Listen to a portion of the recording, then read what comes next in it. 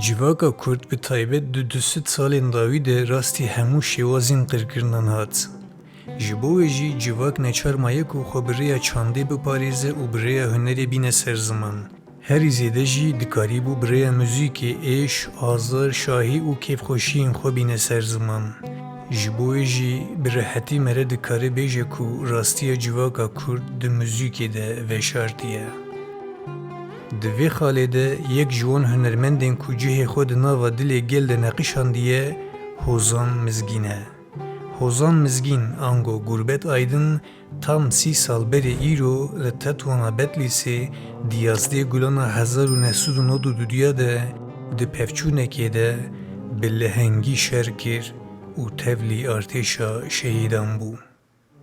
Hozan Mizgîn di temenekî biçûk de tevgera azadiyê nas kir û di sala 1980 de tevlî nefa refên têkoşîna azadiyê bû.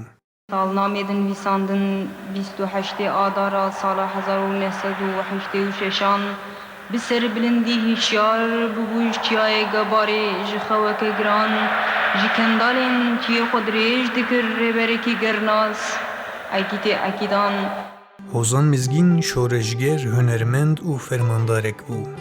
Fermandara yekemîna tevgera azadiya jinê bû û di asta eyaletê de jina yekemîn e ku berpirsyarî girtiye. Berpirsyariya eyaleta Garzanê girtiye. Di şêwaza rêvebirina xewatê de di nava rêhevalên xwe de her tim bûye mînak. Di nava gel de bi dilnizmiya xwe hatiye naskirin û bi coş û kelecana xwe karî bûye di demeke Kurd de bandora xwe li ser hemî gelê herêmê bike. Di wê roja reş de dema ku Hozan Mizgîn ji aliyê dijmin ve li malekê tê dorpêçkirin, dayika ciwan a malê bi israr ji Hozan Mizgîn daxwaz dike ku cilên wê li xwe bike û tevî zarokan ji malê dûr bikeve û xwe xilas bike û ew jî şûna Hozan Mizgîn bi dijmin re tê keve pevçûnê. Helbet Hozan Mizgîn vê pêşniyarê qebûl nake. Lê ew dayika ciwan heya roja îro bi keserên kûr wan rojetîne ser ziman û dibêje dikarî bû asa têkoşînê bilindtir bikira. Ew pêşengek civakê bû. Min nedixwest em lehengek wiha karxezala çol û çiya wenda bikin. Bi dengê xwe yê nazenîn mizgîniya rojên azad dida. Hunermendên civakê ewin ku êşên gelê xwe bi rengekî herî kûr dijîn û hîs dikin. Ev kurahî û hêza watedayînê mirov di kesayeta Hozan Mizgîn de bi rengekî şênber dibîne û hîs dike. Dema rêber a pûrîşînê qada Ewropa, erka rêxistinkirinê xebatên hunerkom û avakirina koma berxwedan dide pêşiya wê. Hozan Mizgîn tevî Hozan Sefkan bi kedeke mezin vê xebatê bi rengekî serkeftî bi rêxistin dikin û didin meşandin.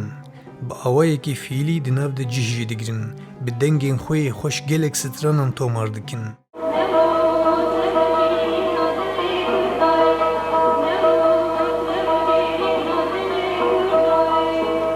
Di heman demê de Hozan Mizgîn cihê xwe di nava xebatên rêxistinkirina civakê de jî digire. Lê dilê Hozan Mizgîn tim li çiyê ye û bi israr dixwaze cihê xwe di nava qadên şer de bigire.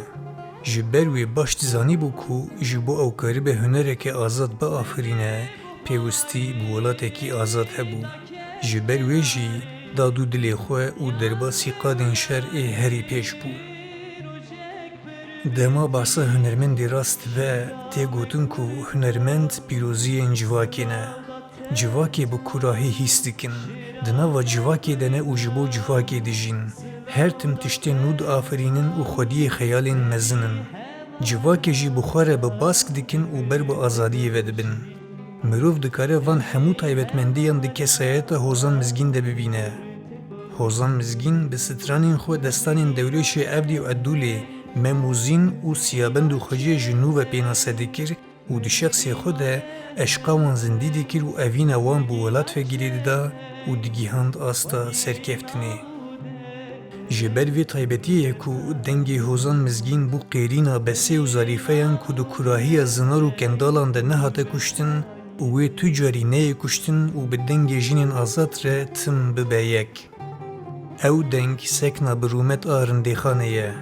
Ew deng awazên Meryem Xan û evîna Eyşeşanê ye.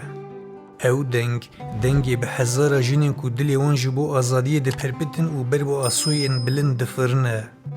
Ew dengê mizgîna leheng, dengê mizgîna çeleng e.